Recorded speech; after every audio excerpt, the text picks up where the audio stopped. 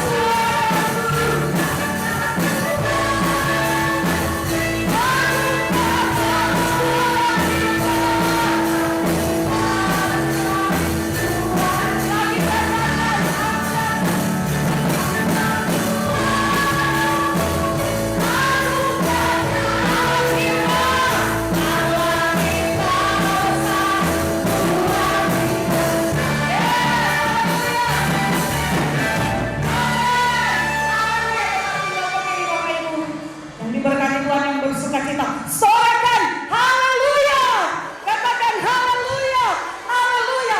Sebab sukacita yang Allah kerjakan di dalam setiap hidup kita. Anak-anak Tuhan yang diberkati Tuhan. Sangat dahsyat dan luar biasa. Amin. Berikan sorak-sorai untuk kemuliaan Allah kita. Yes. Amin.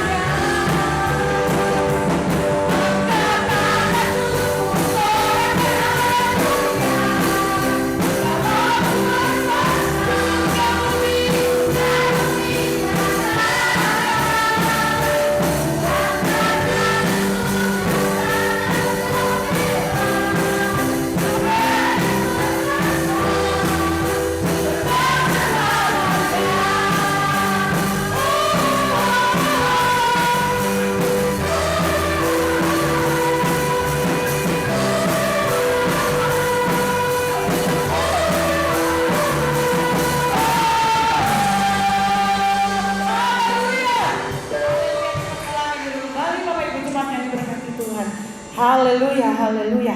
Berhasil Tuhan dalam hidup kita, amin. Dan tentunya di dalam setiap pribadi kita, Allah itu teramat dahsyat.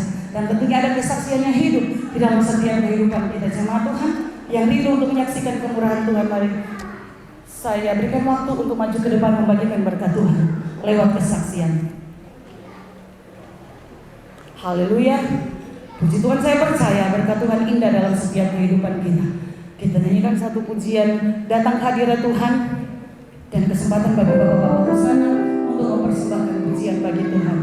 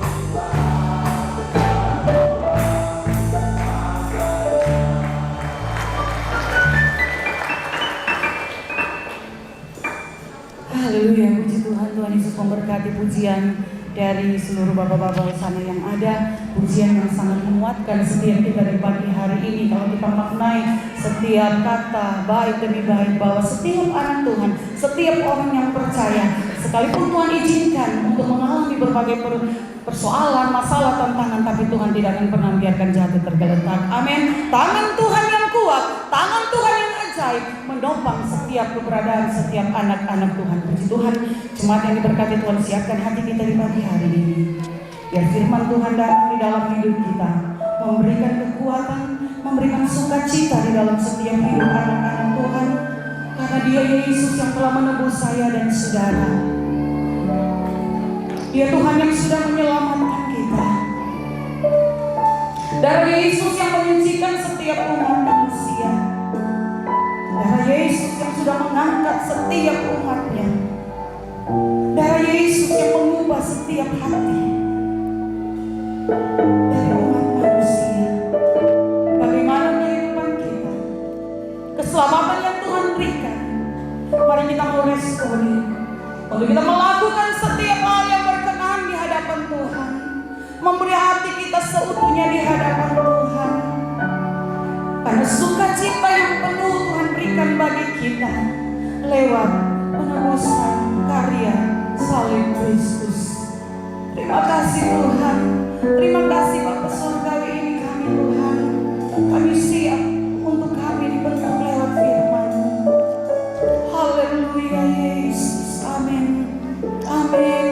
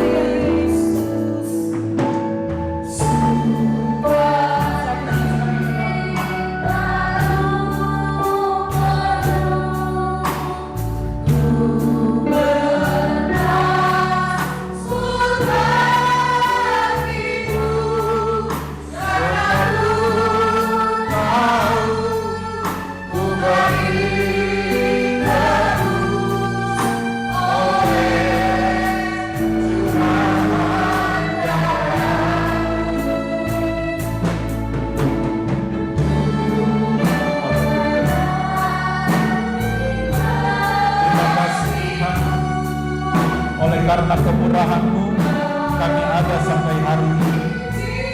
Kami ada dalam keadaan yang tertolong, diberkati, dipelihara oleh Tuhan. Dan pakai hamba-Mu menjadi saluran berkat bagi anak-anak sekolah ini. Dan biarlah berkat pemeliharaan Tuhan ini sempurna dalam kehidupan kita. Dalam nama Yesus. Haleluya.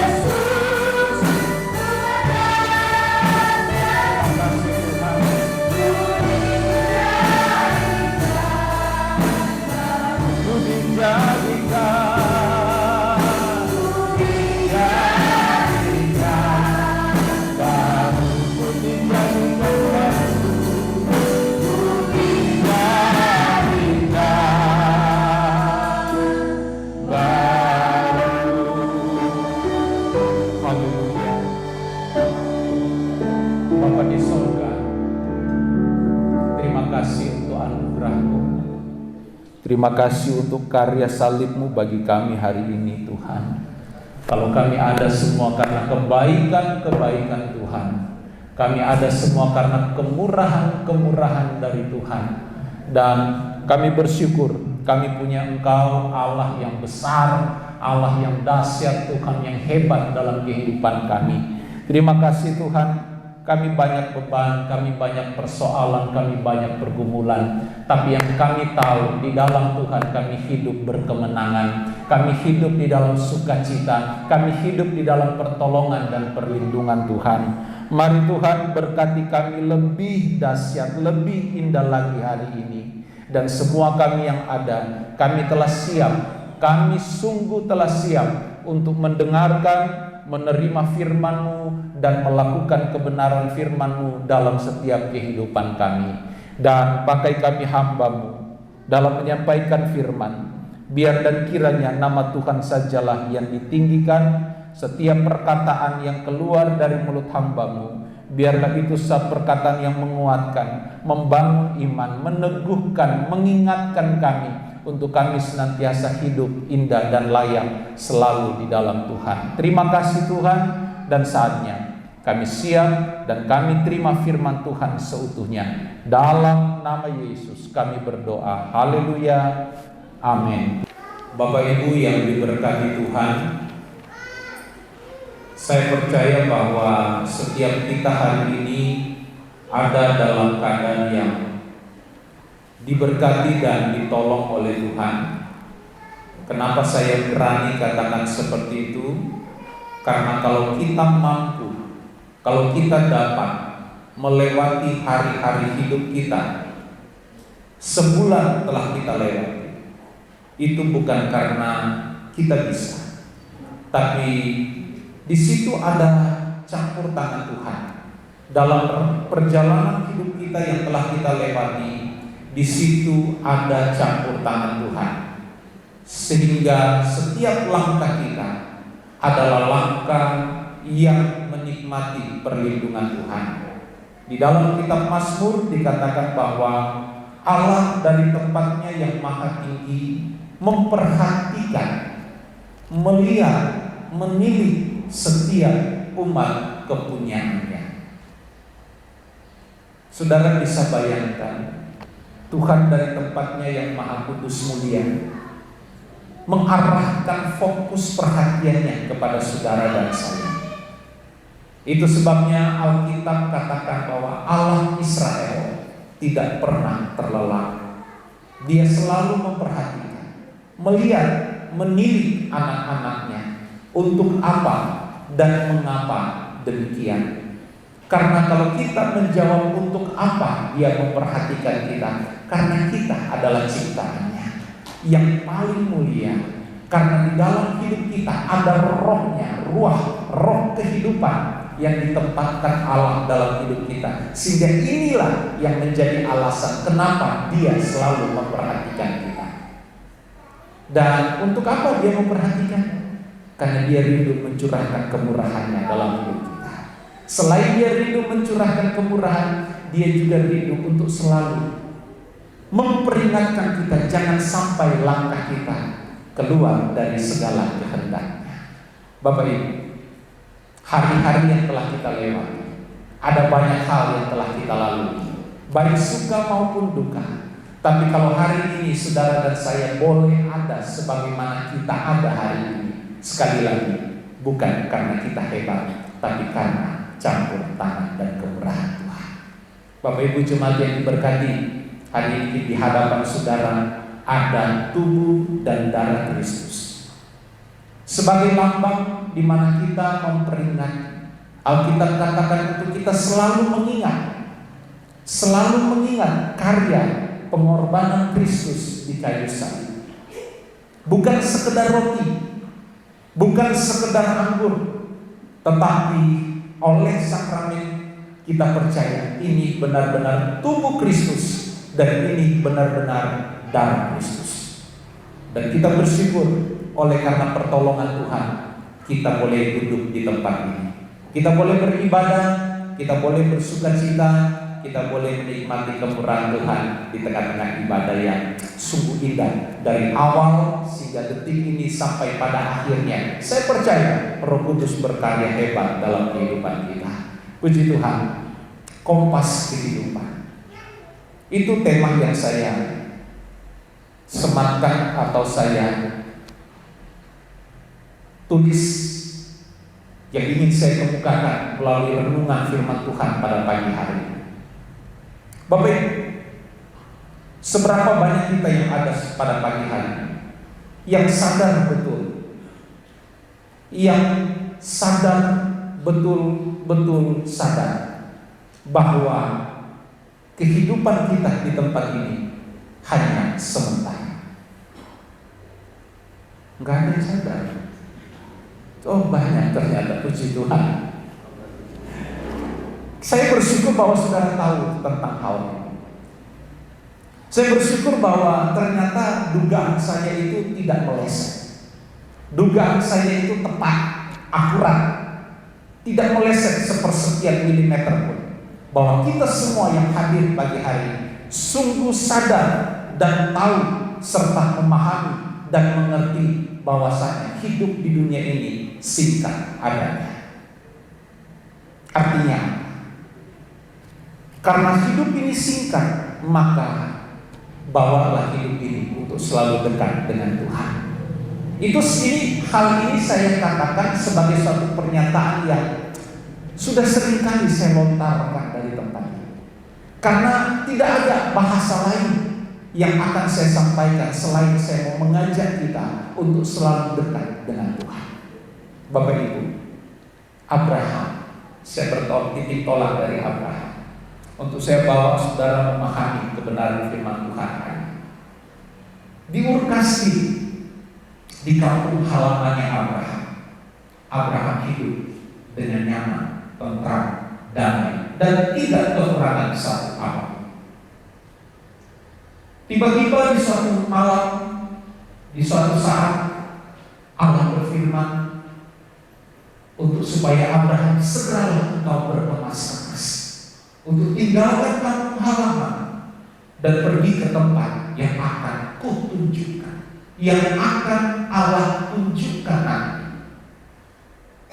Tidak ada catatan lebih jauh dari Alkitab apa yang Abraham lakukan setelah Abraham menerima pernyataan Allah. Tidak dikatakan Abraham ngambil koper, ngatur baju, dan lain sebagainya. Tapi narasi Alkitab selanjutnya, Alkitab berkata Abraham menuruti perintah Allah. Sebelum saya lebih jauh, saya sedikit juga mau bawa saudara untuk menyadari satu hal. Tujuan Tuhan atas dunia ini. Tujuan Tuhan atas dunia ini harus dibumi hanguskan. Setuju gak dengan pernyataan? Dunia ini akan dibakar oleh Tuhan. Karena Alkitab, bahasa Alkitab, dunia ini akan menjadi lautan. Fakta kebenaran firman Tuhan menyampaikan. Di satu sisi, kalau saudara perhatikan bahwa tujuan kuasa kegelapan untuk membawa dunia ini semakin indah dan semakin nyaman hari demi hari. Masa gitu sih Om? Saya nggak perlu bawa saudara untuk memahaminya terlalu ribet atau sulit. Apa yang ditawarkan oleh kuasa kegelapan atau setan ketika Yesus berpuasa di padang gurun setelah baptisan air itu terjadi? Oleh Roh Kudus Yesus dituntun masuk di padang gurun berpuasa 40 hari 40 malam lamanya. Kita tahu bahwa proses puasa Yesus digoda oleh kuasa kegelapan atau setan dan menawarkan hal-hal yang indah, hal-hal yang dahsyat, hal-hal tentang kenyamanan dan kekuasaan ditawarkan kepada Yesus. Dan apa yang terjadi? Yesus menolak semua yang ditawarkan oleh setan. Bapak Ibu, sadar atau tidak bahwa inilah tujuan kuasa ke-8, untuk membuat dunia ini senyaman mungkin untuk ditinggali oleh manusia. Mungkin saudara berpikir keras di tempat duduk saudara, bagaimana dengan janji Tuhan tentang kita menikmati segala yang baik di tempat ini atau di dunia ini? Saya mau katakan, segala yang baik yang Tuhan sediakan buat kita di dunia ini sebenarnya tergambar jelas dalam satu perumpamaan tentang bagaimana kita menggunakan mamon dalam kehidupan kita. Di situ tergambar jelas, ada pesan yang tajam di situ, ada pesan yang besar di situ, bahwa kalau Tuhan percayakan kita nikmati dunia dan segala isinya, itu adalah sarana. Itu adalah sarana untuk kita terus mengikatkan diri kita dengan Tuhan yang mempunyai dunia ini.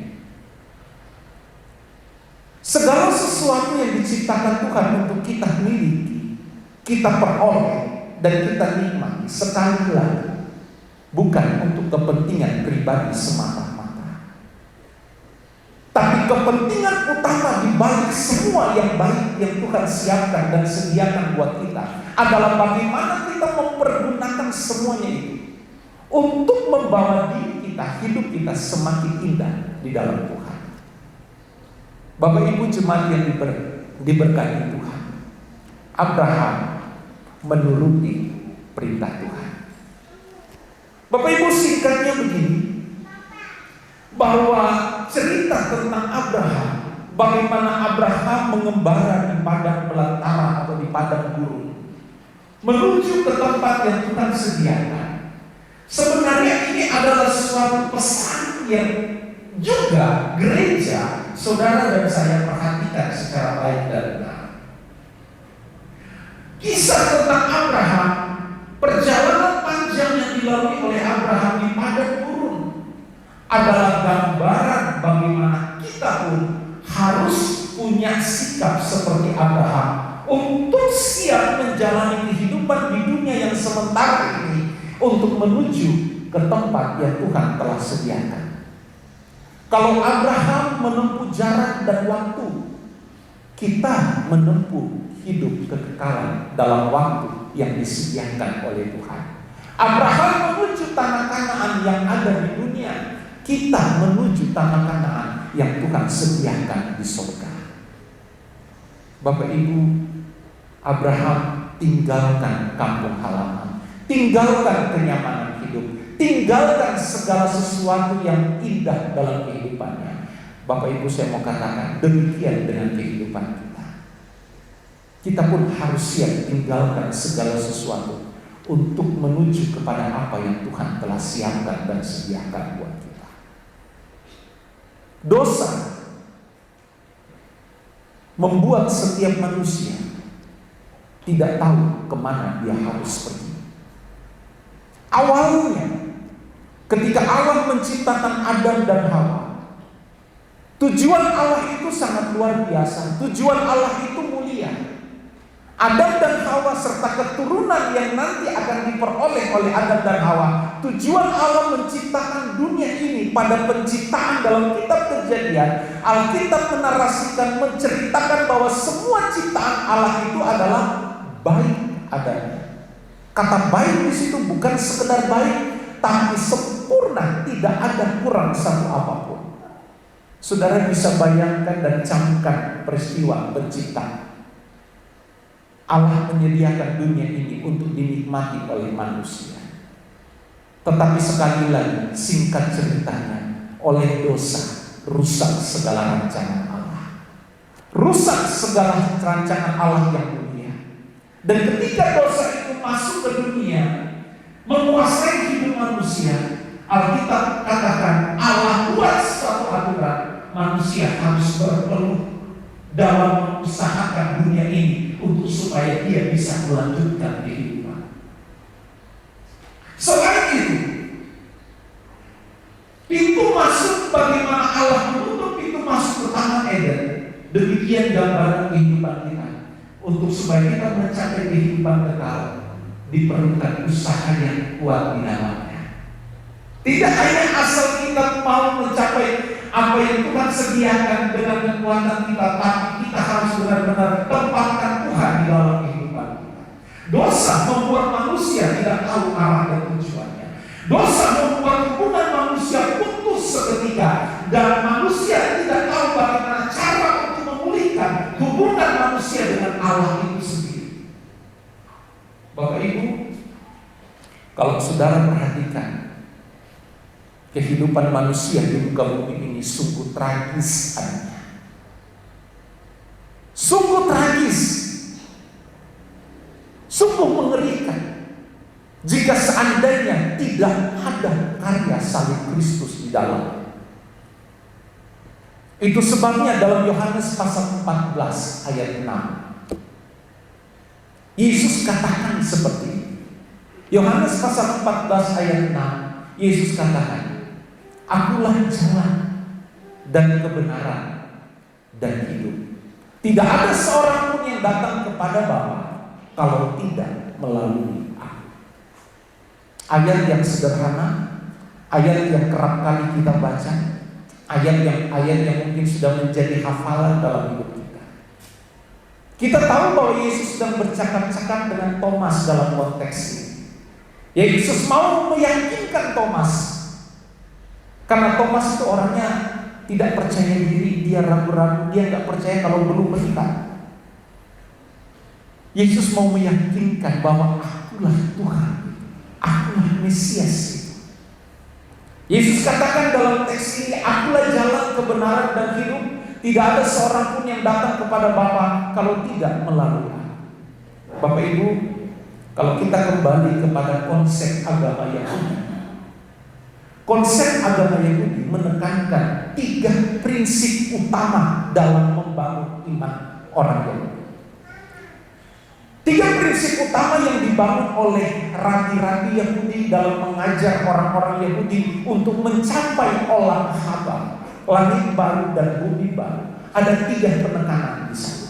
Yang ditekankan dalam pengajaran-pengajaran agama Yahudi adalah tentang bagaimana manusia harus dapat melalui jalan yang baik dan benar. Untuk apa?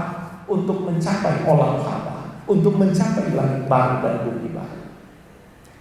Penekanan kedua dari ajaran konteks agama Yahudi adalah selain orang Yahudi, orang Israel harus memahami tentang jalan yang benar, mereka juga harus menghidupi kebenaran. Dan itu diajarkan turun-temurun, mulai dari Musa, berlanjut kepada nabi-nabi yang diutus oleh Allah kepada bangsa Israel.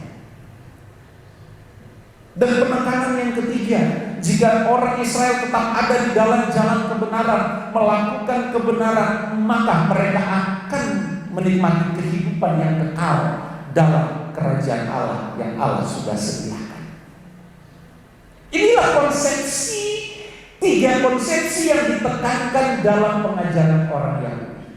Dan saudara perhatikan, mau Musa, mau siapa lagi, mau nabi-nabi, Elia, mau raja-raja seperti Daud, mereka tidak pernah berkata, "Akulah jalan, kebenaran dan hidup," selain Kristus Yesus Tuhan. Amin. Musa tidak pernah berkata, "Akulah jalan, akulah hidup, ikutilah aku." Musa tidak pernah ngomong begitu. Elia pun tidak pernah ngomong seperti itu.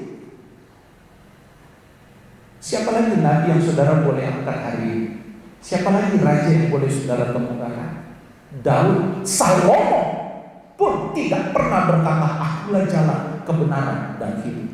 Sekalipun Salomo dipercayakan Tuhan untuk memiliki hikmat yang besar. Bapak Ibu, artinya apa?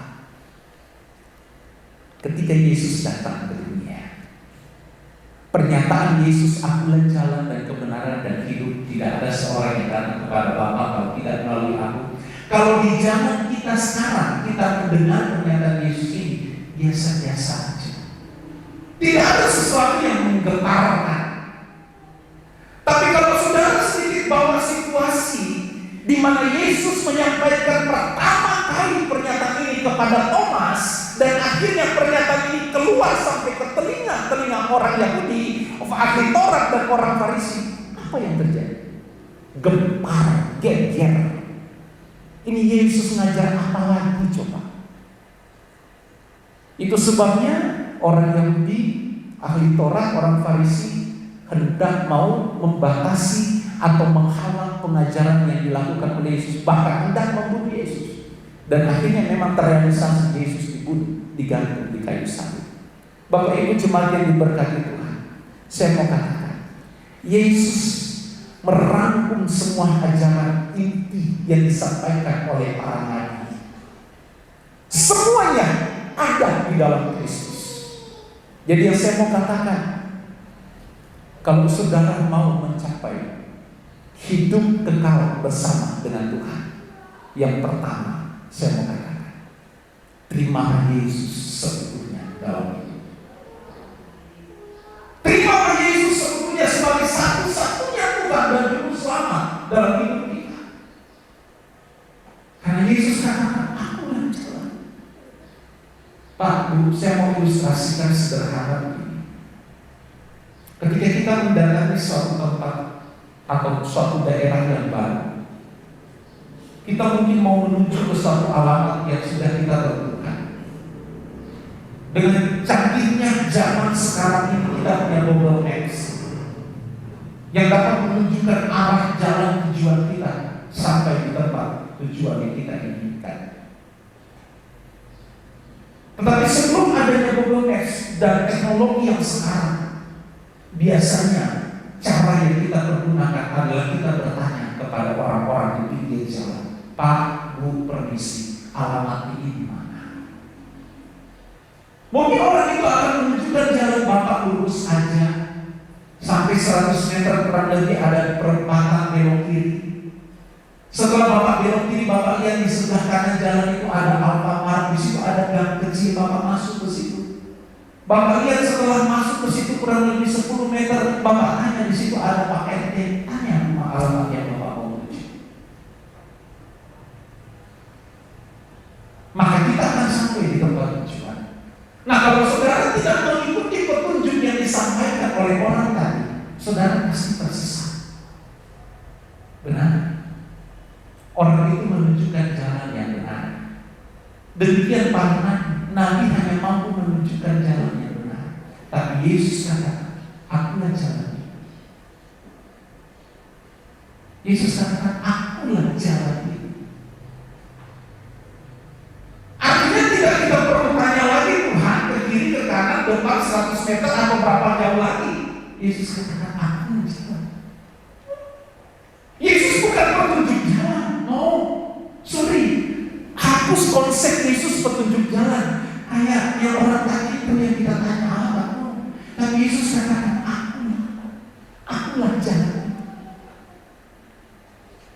Mau sampai langit baru, bumi baru, mau sampai dalam hidup kekekalan, terima Yesus sepenuhnya dalam hidup. Karena dialah jalan, bukan petunjuk jalan. Dialah jalan ini, dan satu-satunya jalan untuk kita sampai ke dalam kekekalan bersama dengan Bapa. Yesus bukan petunjuk jalan lagi. Hello, dialah jalan. Dan dia harus kita ikuti. Karena dia jalan, maka sekali lagi, mau selamat, mau hidup kekal, maka Yesus harus utuh dalam hidup kita. Kalau kita bicara tentang keutuhan Kristus dalam hidup kita, harus terpancar dalam segala aspek hidup kita. Baik pikiran, perkataan, dan perasaan kita harus sepenuhnya Kristus, karakter dia yang berkuasa dalam hidup kita. Tidak ada pilihan. Kalau saudara mau hidup kekal, yang mau hidup kekal, coba kan? Semua kita setuju hidup kekal. Yang sudah terima Yesus sepenuhnya dalam hidupnya, coba kan? Ragu-ragu kan? Kenapa ragu-ragu? Apa alasannya? Masih nyaman di dunia? Terserah situ. Dunia ini punya waktu kok singkat. Singkatnya dunia ini tergantung perjalanan hidup saudara dan saya. Jika hidup mau garis finishnya usia dunia dalam hidup kita. Amin. Kalau kita lihat dari perspektif perjalanan hidup manusia, maka berapa lama usia dunia ini akan dihitung berapa panjang perjalanan hidup kita di dunia. Itulah usia dunia yang kita percayakan dalam hidup. Sekali lagi, mau hidup kekal, Kristus harus berkuasa dalam hidup kita. Tidak ada cara lain. Bapak Ibu, saya menyimpulkan beberapa hal yang indah pada pagi hari. Kalau saudara mau tahu jalan ke surga, Kristus harus memenuhi hidup kita. Tidak ada cara lain. Akulah jalan. Yesus sendiri katakan, akulah jalan. Kalau kita mau bahas lagi per kalimat dari kata ini, kata aku di sini. Yesus tidak sedang menyombongkan diri dan memegahkan diri tanpa alasan Yesus ngomong aku. Tapi Yesus berbicara bersama Thomas ini didasari oleh kasih Yesus kepada murid-muridnya, supaya setiap murid-muridnya pun menikmati hidup kekal. Yesus katakan aku dalam teks Yunani mengandung makna bahwa akulah Tuhan yang sebenarnya. Ego eimi hehodos. Akulah yang berbicara ini adalah jalan yang besar untuk kita sampai kepada kehendak Bapa, atau di dalam olam haba atau langit baru dan bumi baru. Bapak Ibu jemaat yang diberkati Tuhan, yang berikut dari ayat ini, saudara perhatikan. Setelah kita terima Kristus sebagai jalan satu-satunya, kalimat sederhana yang berikut adalah kebenaran. Saya percaya kenapa saudara ragu-ragu untuk angkat tangan ketika saya tanya siapa yang sudah terima Yesus. Karena saudara berpikir tentang kebenaran, kan? Kebenaran di sini aletheia. Kalau dalam teks asli Perjanjian Baru, makna artinya apa sih? Kebenaran itu terkait dengan hidup Kristus di situ. Terkait dengan hidup Kristus, terkait dengan karakter Kristus di situ. Makanya Yesus katakan, akulah jalan. Setelah kita terima Yesus, saudara sudah ngomong terima Yesus ya, konsekuensinya gini loh setelah itu. Hiduplah di dalam kebenaran. Karena kebenaran inilah yang akan menuntun kita untuk tidak terpelecok kiri atau kanan. Dan kita harus benar-benar menghidupi kebenaran, yang mana kebenaran yang dimaksud adalah bagaimana hidup Kristus. Dia pernah hidup di dunia ini. Itulah yang harus kita kenakan dalam hidup kita. Utuh, tidak ada yang kurang, harus utuh. Jadi kebenaran di sini saya boleh maknai bahwa kebenaran ini ibarat rambu-rambu, petunjuk-petunjuk yang harus kita perhatikan dalam berjalan bersama dengan Kristus. Karena ingat, yang perlu kita catat baik adalah tentang kehendak bebas kita. Kita sudah terima Kristus, puji Tuhan. Sekarang kita jalan bersama Kristus. Ada kehendak bebas dalam hidup kita. Di kiri kanan ini ada petunjuk rambu lalu lintas dan juga ada godaan-godaan. Di situ godaan itu apa? Terkait dengan kehendak bebas kita. Kalau kita nggak bawa kehendak bebas ini untuk selalu patuh dengan apa yang menjadi rambu, aturan, ketetapan, kebenaran yang telah ditegakkan oleh Kristus, dan kita ambil jalan sendiri keluar dari itu apa namanya? Hamartia. Kita meleset dosa dalam kehidupan kita. Setelah kita terima Yesus sebagai satu-satunya jalan, ayo ikutilah jalan, tahap demi tahap, waktu demi waktu, terus berjalan. Di depan disuruh belok kiri, jangan kita mau belok kanan. Di tempat ada jurang, kita harus lompat-lompat, jangan kita maju terus lurus-lurus tanpa lompat, jatuh kita. Jadi kebenaran di sini saya boleh ibaratkan, inilah petunjuk arah, inilah rambu-rambu, inilah yang harus kita perhatikan, dan kebenaran itu harus kita hidupi hari ini. bahkan sampai dalam kekekalan. Bapak Ibu jemaat yang diberkati Tuhan, sekali lagi, Kristus harus berkuasa dalam hidup kita. Kristus harus satu-satunya menguasai hidup kita. Dan di dalam Kristus ada rambu-rambu, ada kebenaran yang perlu kita hidup. Dan kebenaran itu adalah hidup Kristus sendiri. Makanya Paulus katakan, aku hidup, tapi bukan aku lagi yang hidup, melainkan Kristus yang hidup di dalam aku. Dan inilah capaian orang Kristen. Orang Kristen harus mencapai titik ini. Orang Kristen harus mencapai tahap ini, di mana dia benar-benar hidup, namun Kristus yang menguasai hidupnya. Kalau kita masih menguasai hidup kita sendiri, lebih condong kita melakukan hal yang tidak berkenan bagi Tuhan. Kita lanjut ayat ini, Bapak Ibu. Akulah jalan, kebenaran, dan hidup. Kalau saya boleh tanya dengan bahasa atau pertanyaan sederhana, apa sih yang mau hari ini? Apa yang ingin saudara capai? Apa yang saudara ingin raih?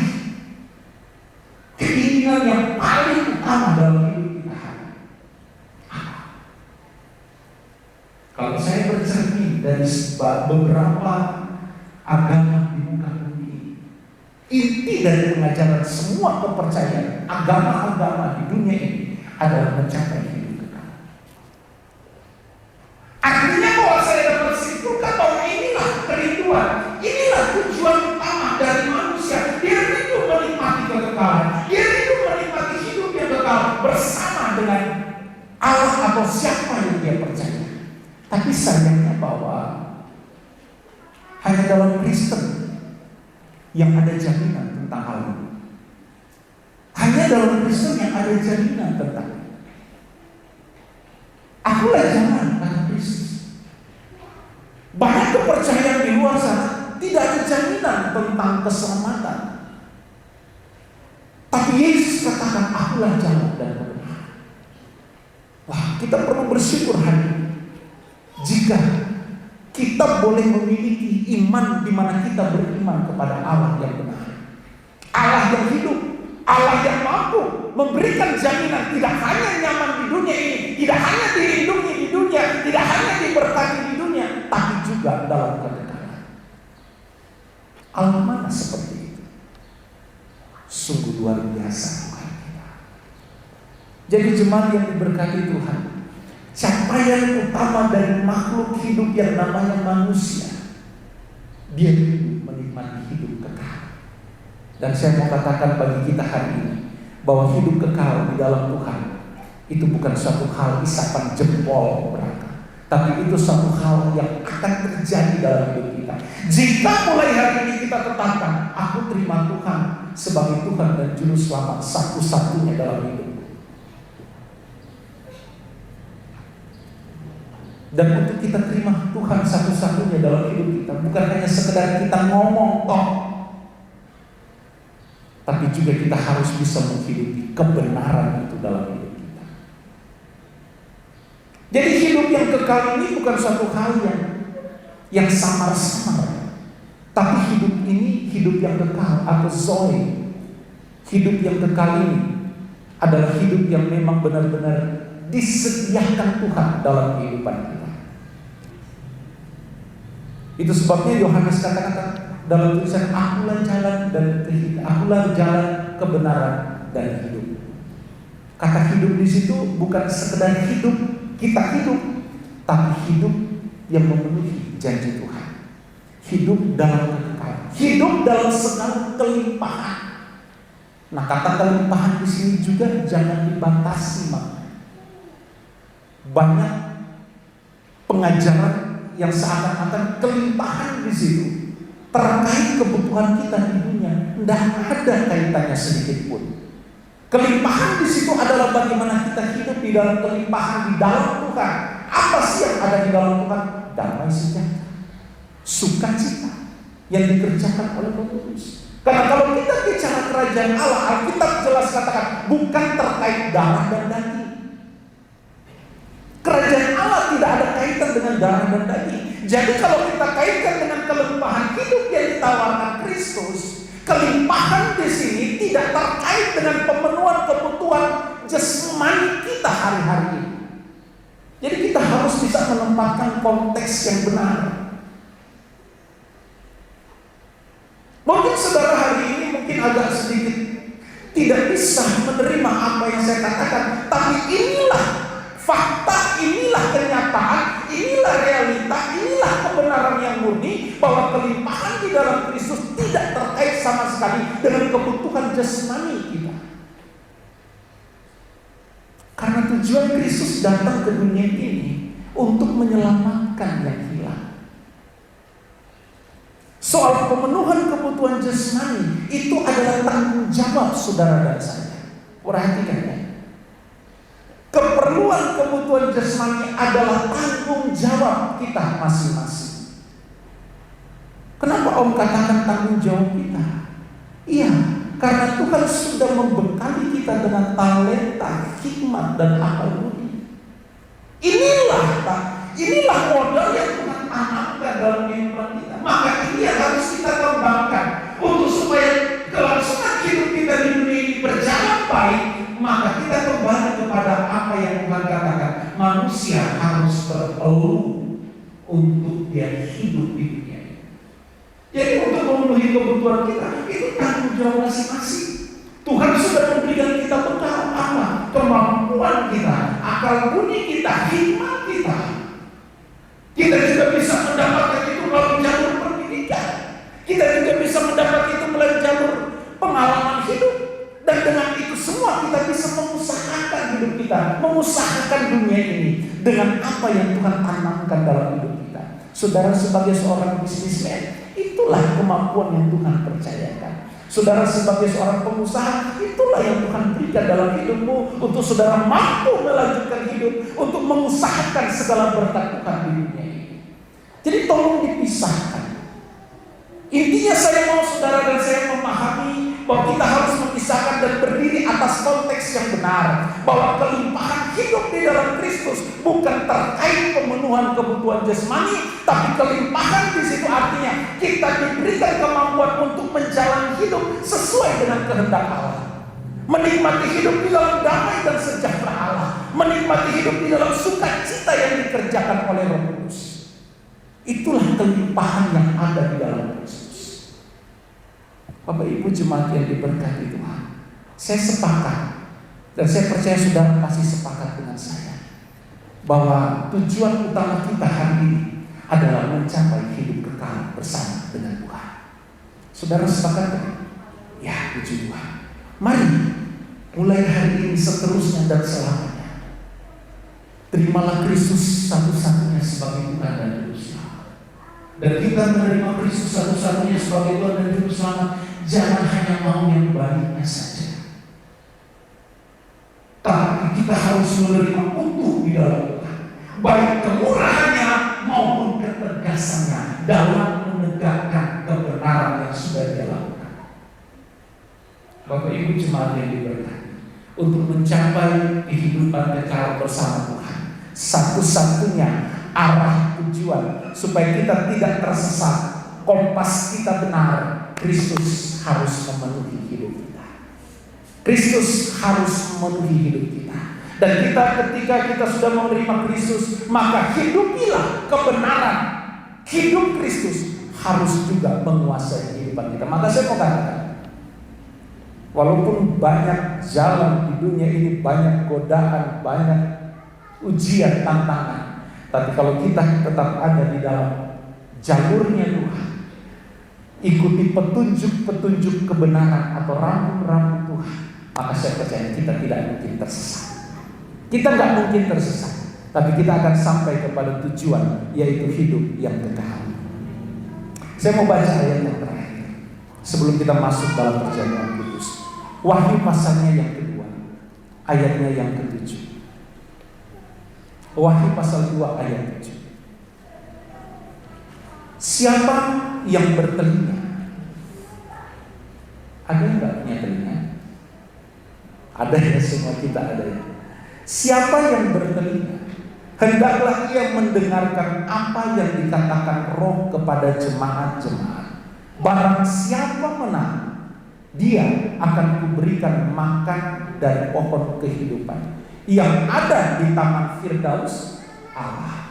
Bukan lagi Firdaus di dunia ini, tapi Firdaus di alam Hawa, langit baru dan bumi baru. Bapak Ibu jemaat yang diberkati, kalau saya mau bahas lagi ayat ini terlalu panjang.